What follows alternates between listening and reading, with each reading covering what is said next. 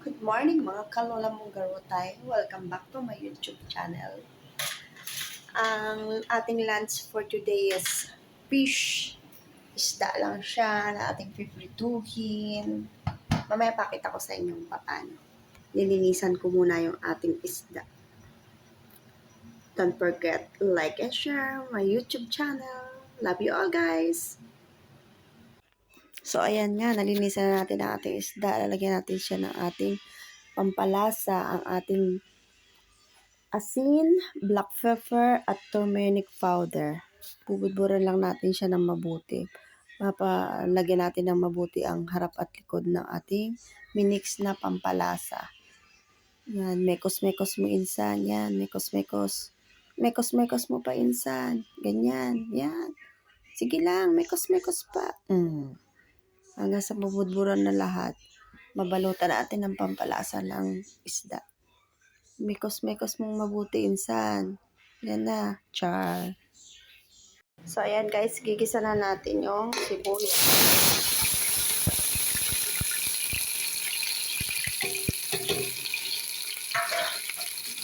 Natin ang sibuyas.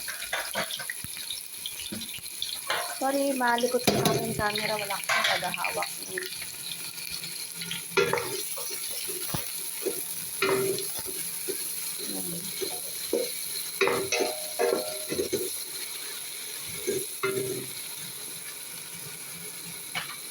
Medyo pa-browning natin yung sibuyas natin.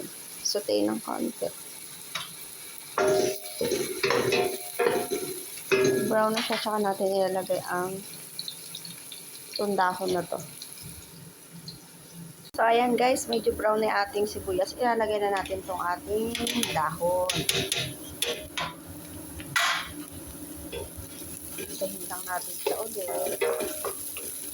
Baluin. Tapos, pagka medyo brown na siya, yung dahon natin, natin ilalagay yung ibang ingredients.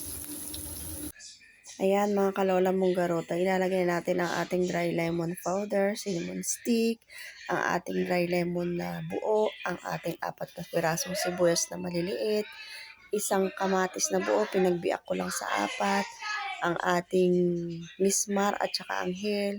Tapos susutay lang natin siya ng kabahagya. Imemekos-mekos lang natin insan.